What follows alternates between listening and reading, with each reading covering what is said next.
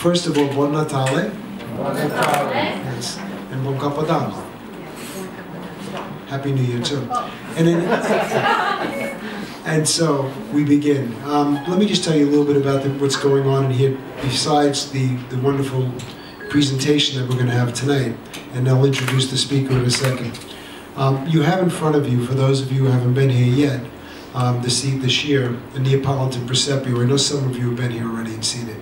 This is an original Neapolitan Presepio. It was made in Naples, on the street of San Arminio. And this is a very famous street in Naples. It's right through the center of Naples. It's a very old street. The street's about, 5 feet wide. I mean, it's like almost like an alleyway. And anyway, each one of these pieces is handmade. They're made out of terracotta. And they are molded and then painted. It comes from a tradition from the 1700s, and that's why they're all in the dress of the 1700s. If you go to the Metropolitan Museum of Art this year, you'll see the tree that they have there with all the Neapolitan pieces around it. They're originally from the 1700s. This was made in the 1900s, but in the 1700s style. Why? Charles V was the king of the Kingdom of the Two Sicilies, which included Naples at that time. And he loved the Presepio so much that he had a huge one in his palace in Caserta, which is outside of Naples. Well, the nobility liked it, and they took after the king. Everybody wanted to be one up, so they got bigger and bigger and better and better. So it became stylized for the 1700s. Besides being made out of terracotta, there's some other unique features that you might want to notice. The costumes are all cloth. They're either linen or muslin or brocade. But in the background, you see the scene of the background scene it's not a cave and it's not a manger, but of course it depicts the birth of Christ in the sense of Mary and Joseph. There, Jesus isn't out yet because you don't put him out until Christmas Eve, right? Okay, so that's why he's not out. That's why he's not out there yet. But the back of it is not made out of stone or paper mache. It's made out of cork.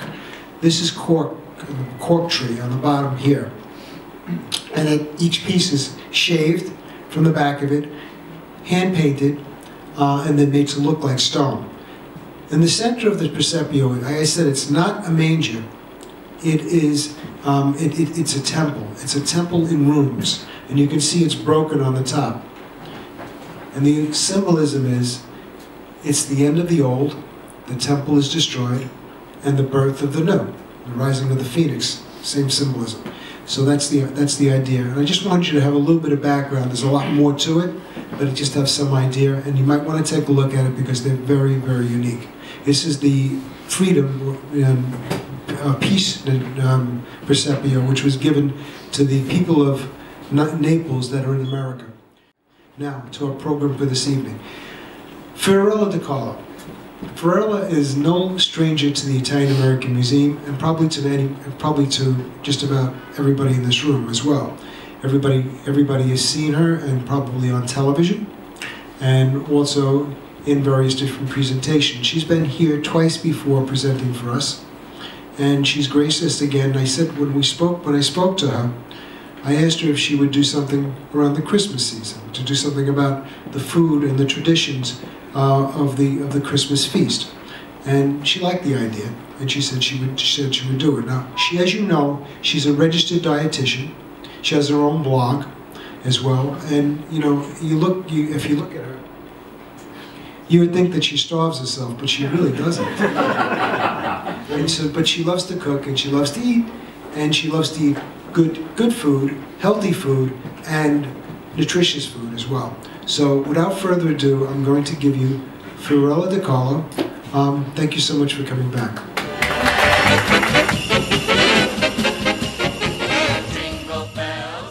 And by the way, just before I get to myself, I just want to say thank you to Dr. Salsas Birthday, because he is the person who is the Italian American Museum. He's made this his life's work. And he's just recently been honored by the Italian government too, so he is pretty much the source and the love of this entire museum. So all the proceeds tonight go to the museum. So just to say thank you to Dr. Salsas. So just just a little bit about myself in that I'm a registered dietitian. In my practice, I specialize in eating disorders. It's quite an interesting area of study. It's abnormal psychology. And I have 2 postgraduate degrees in analysis and psychotherapy as well to help that. And but I decided that, you know, I have to deal with a lot of, like, you know, negative aspects of food with my clients so many days a week that I decided to start a food blog that would celebrate food, and particularly Italian food. So let me ask first, how many Neapolitans do I have in the room, or Neapolitan ancestry? Ah, yes. Oh, the girls, you got it too. And the Sicilians. Hey, the Sicilians, oh, I might have to separate you. There might be a brawl. I need to know what rooms, I need to know what side I have to go to, just in case something happens. Some don't, and then the rest, what, we got a couple of Medigans in here? That's okay. No. There's a little fighting between the Neapolitans and the Sicilians, that's fine, but really at the end of the day, we really don't like Northerners. Just kidding, I'm just kidding. It's not that we don't like them, it's that they don't like us. They don't like us, that's why we have a little bit of a chip on our shoulder. Okay. It's true, isn't it? So while you know, I described that, you know, my family, I have 4 sisters, so there are 5 of us, and you know, my mother and my father.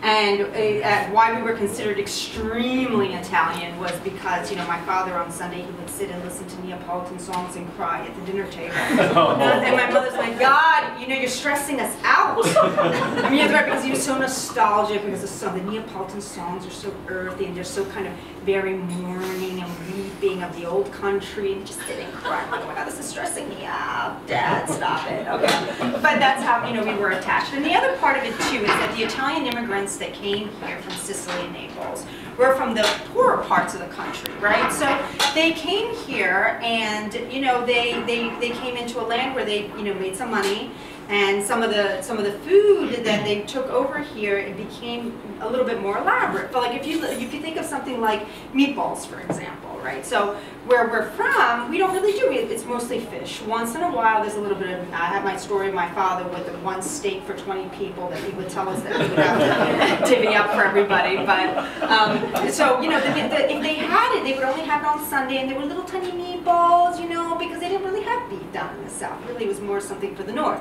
So when they came here, you know, the more money you had, beef here, of course, is abundant, and we have the big meatballs and so forth, right? So a lot of that happened. And then the other main difference that I always talk about too about Italian American food and Italian food is that here the Italian American food is a little different, right? Like we don't Parmigiana anything in Italy, right? I don't know if you've been there. We just don't do that. You know, we just don't get a piece of veal and bread it, and then put tomato sauce on it, and then cheese, and then stick it in a roll. That's really an American construct, which I give respect to. I'm not going to be a snob about it, but it is not. You know, Italian food is much cleaner. Like if you look at the Neapolitan pizza, it's a very thin crust. It's a little bit of tomato, tiny sparingly use of cheese. Every ingredient is fresh. They use maybe 5 ingredients or less. There are no recipes. There's a lot of screaming involved, a lot of love, and delicious food. That's basically about how it works out, you know. So that's basically, you know, the main differences between Italian and Italian American foods, and I'll keep showing you more. But the Italian Christmas. So just a picture, okay? I want you to set the stage. You're walking down anybody here been to Naples, the city? Yes. Spacca Napoli? Have you been to Spacca Napoli? Which is the ancient, Dr. Salsa, the ancient part of the city, and narrow streets that you very narrow cobblestone. And I want you to just picture it. It gets about like 50 degrees, not too cold there in the wintertime. And these presepio are lining the entire streets, right? Like really huge, intricately detailed little presepio just down the street.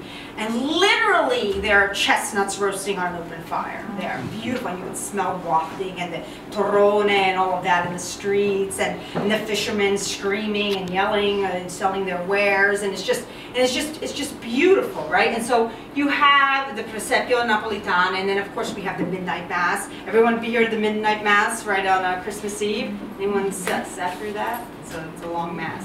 Yeah. Okay. All right. So then, and then we have Babbo Natale, right? Although I have to say, the Babbo Natale, which is our Santa Claus really came kind of more into effect in the 50s and the 60s. We have somebody else who brings us gifts in Italy. I'll tell you all about her in a minute, actually.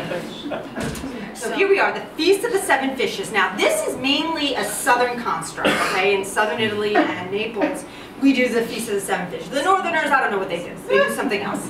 I mean, I know what they do. I'm just going to ignore them for this. Okay. So what it is the seven, the significance of the number 7 in the Bible, right? This is what it is. It could be anything from, a lot of the fingers point to the 7 sacraments, the 7 days of creation, the 7 deadly sins. 7 is a really big number. It actually appears 700 times in the Bible. Who counts this? Does it really know who's counts? 700 times it appears the number 7.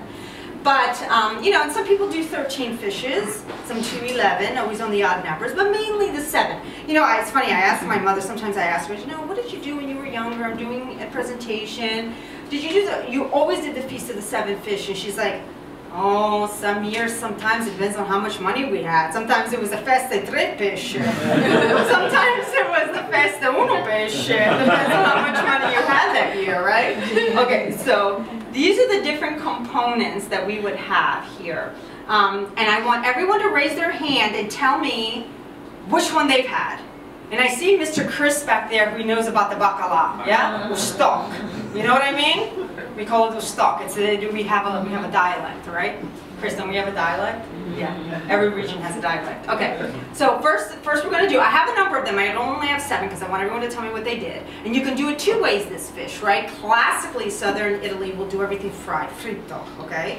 Or you can do it insalata, which is the other ones, which is not fried, right? Tiny bit healthier, but who cares? It's a holiday. Have some fried stuff. It's fine. First one, bacala, stock. Good.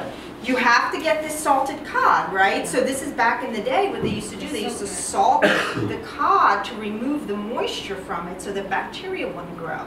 So that they can keep the cod, right, outside of a refrigerator, right? So same thing with prosciutto, anything that's salted like that, the moisture is removed so bacteria doesn't have to grow. So that's what that is. So you get this freaking stock, okay? And you have to soak it for like 7 days before, forever, and you got to keep changing the water. Isn't it true?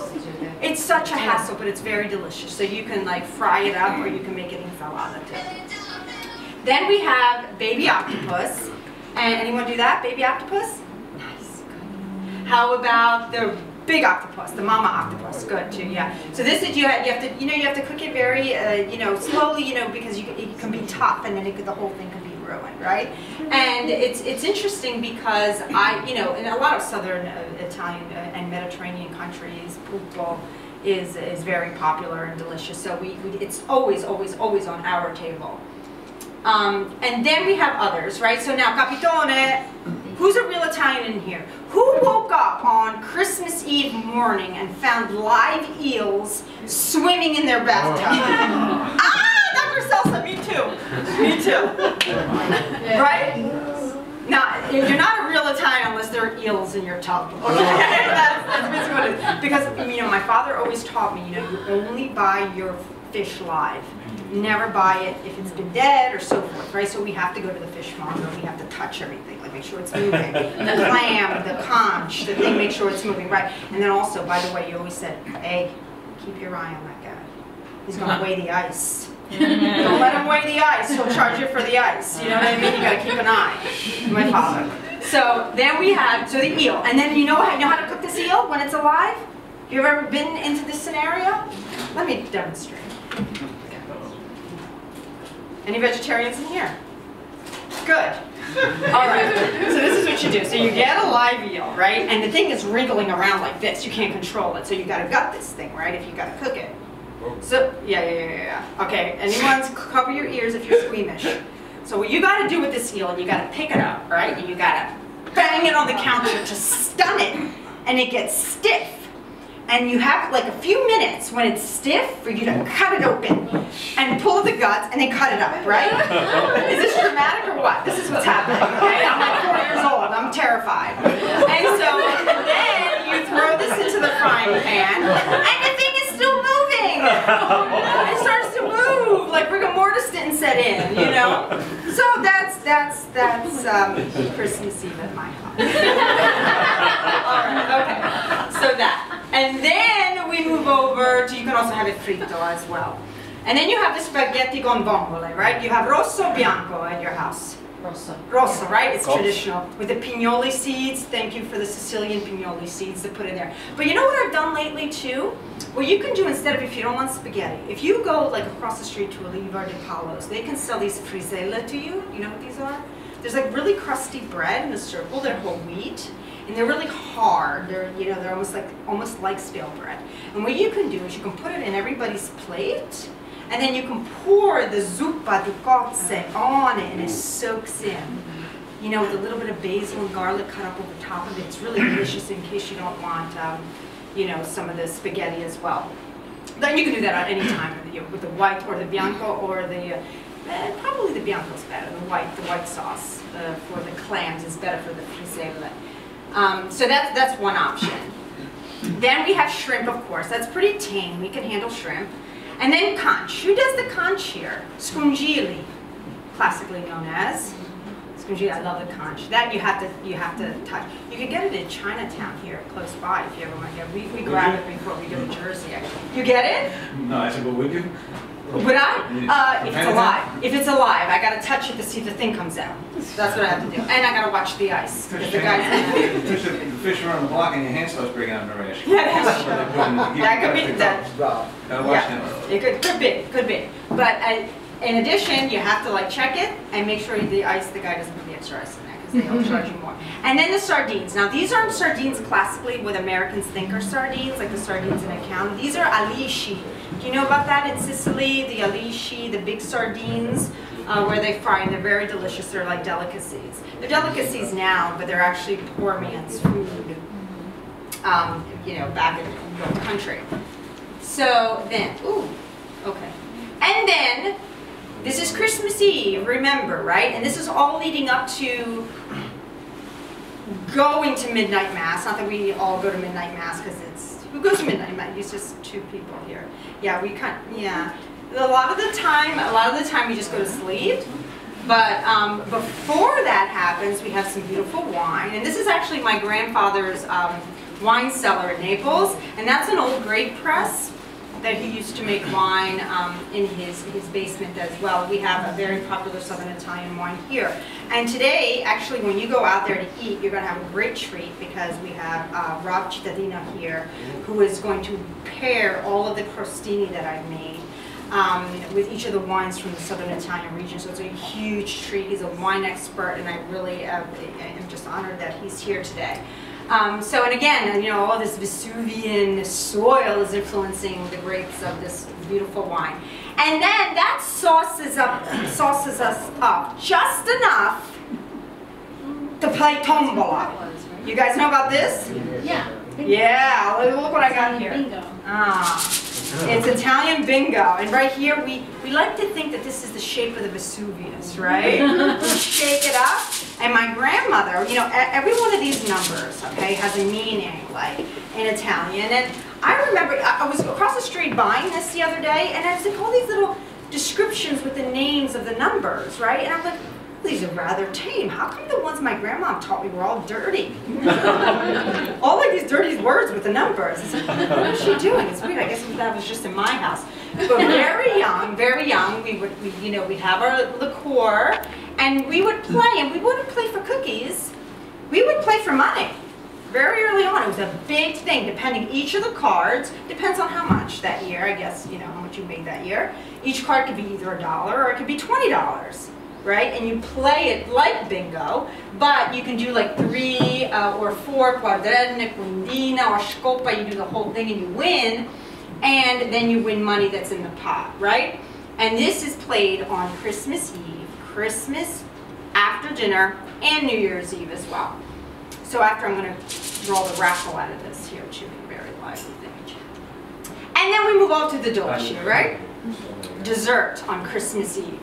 And we have always some sort of liqueur, and every region of Italy has a specialization in their own liqueur. Limoncello's classic of the Amalfi Coast, Capri, But there are others, you know, there's liqueurs made of nuts and hazelnuts and different, even cactus pears. So every single region have a lot of different fragolina. Have you ever had the fragolina with the little wild strawberries in it as a liqueur? Those are delicious too. So, and you can have that with your dessert. Now here we have a classic panettone, which I hate. Who likes a panettone?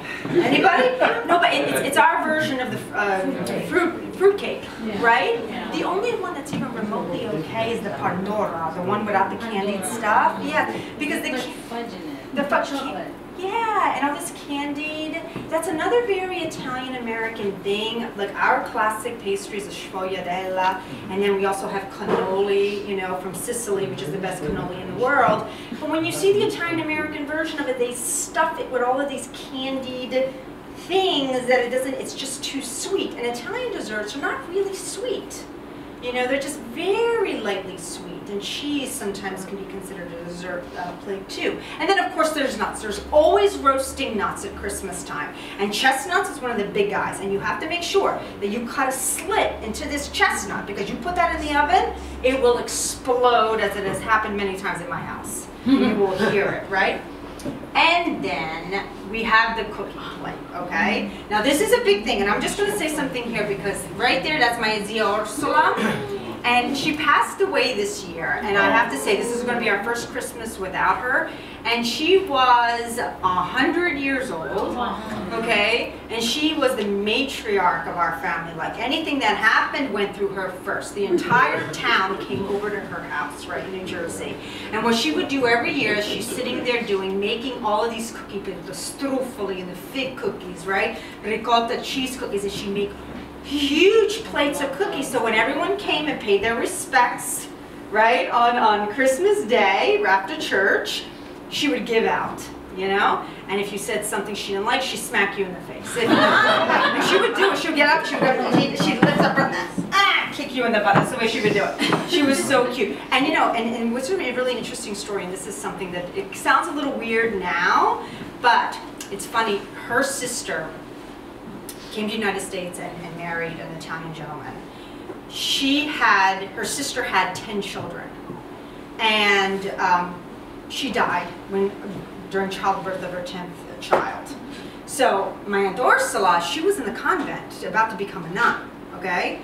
Heard that her sister died and had 10 children. She came out of the convent, came to the United States, married her sister's, I know this sounds weird, married the sister's husband and took care of all the kids. Had 3 additional kids, 13 lucky number. I know it sounds strange, but at the time it was duty and family, and you did what you had to do. She's not going to leave her sister's 10 children alone, so she came to take the responsibility.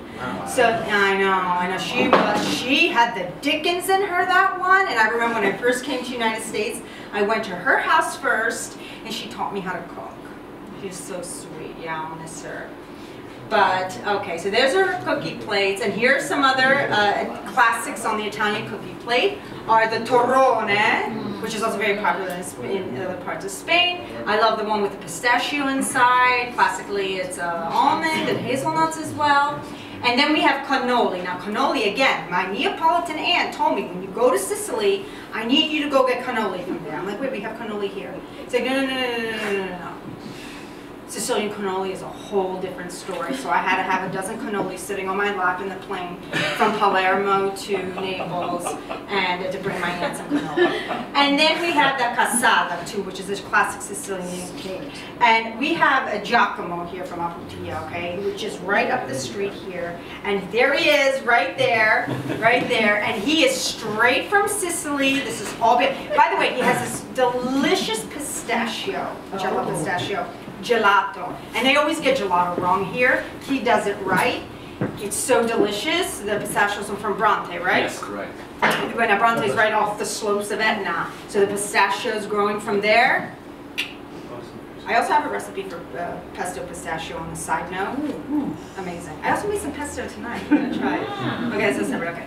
All right. So then, and so he's going to give us all samplings later. Okay. Huge treat. Okay. So then, and then Christmas Day. If you didn't have enough on Christmas Eve, here we go. Okay. So classically. classically, we have the antipasto plate. Today we have a little antipasto plate that we're going to sample there. Vegetable sottoio means that they were laid in olive oil from Rayo's, so you're going to sample some of that today. Some salumi, some cheese, formaggio. And then we go ahead and we make our classic, my mother's classic Neapolitan meatballs, which takes forever, and the lasagna, which takes forever and about 2 more years. My entire family gets together, all 5 of us, to make this, which takes forever, and I will show you how. This is my family, 5 of us girls, our family bird. Yeah, we have a family bird, that's what's happening. Okay, and then, so this is how it all starts, right? So we do a tomato harvest every September, okay? We jar our own tomatoes. Sicilians will boil their sauce first, then put it in the cans. Neapolitans will chop up the tomatoes, put it in the cans, then boil the cans. Who does this? Sicilian. Well, The Sicilian way is the same. so what, is this, you chop first? We'll do it the same Then way. who? It's my grandma just doing that. I mean, we do it the same way. The Naples, that's how we do it. Yeah. Who cooks the sauce first and then puts it in the can? I don't know. But it's very, very simple. It's very, very simple. You just cut up some, either San Marzano or the plum tomatoes, because those are the juiciest. You cut them up, just shove them in a can, a little bit of fresh basil, a couple of tablespoons of salt. You jar them up in the mason jar, boil them. You're done. And you have tomato sauce for the winter. I mean, when they come out, you gotta like press them and all that. It's a little bit more of a hassle, but they're delicious. They're just absolutely delicious. So we do that every September, and we have the cans all in the house. And so you have to spread them out like this. You have to dry them out. The kids help out, the whole 9 yards. And you got this big vat here that they have to be boiled in like in huge amounts. And then we make the lasagna. The lasagna, though, is Italian lasagna where the dough is exceptionally thin, paper thin. So when you cut through it, it almost melts. And so in order to do that correctly, you need to, you start the dough. Here, by the way, is my sister. She's like, if you show this picture again with me without makeup, I'll kill everybody. And like I said, I left it in here again for her. That's Tina. And so what you do, and you see her pressing, she's making the dough. She's the dough person. I don't do this. I just stand in the back laughing. So she's doing this, and it's a couple of different steps. You have to make the little volcano with the dough here, and then you have to kind of press it through this with flour around it. You have to press it through this little pasta maker, but you have to do it 1,000,000 times to get it really, really, really paper thin. Right? You gotta keep going and going and going. And then on the assembly line, she has to hand that to one of my other sisters who's boiling it. You have to boil it, and then you have to take it out and lay it out, right? You have to lay it out, let it dry a little bit, and then you can start making the layers of lasagna. Then my mother is on the opposite side of the stove, and she's making her classic Neapolitan meatballs. And the secret here is that there's a little bit of breading with some egg, a little bit of cream, and what it really is, the idea is it's a super duper duper duper slow cook. Like low flame, long cook for almost 8 hours. But it has to be super low flame because you can burn, which I've done 1,000,000 times, you can burn the sauce. So, and that's the classic, you know, Neapolitan ragu. Sometimes we throw in some oxtail, sometimes you got some brociole in there, right? You know about the brociole. And then, you know, some of the other meats as well. And that becomes part of the Christmas Day meal. And here we go, it's constructed, the lasagna here. I wish I had some for you today. Me too. But that's, I hope you like the other stuff, that's okay. And then at the end, Buon Natale, everybody. Merry Christmas!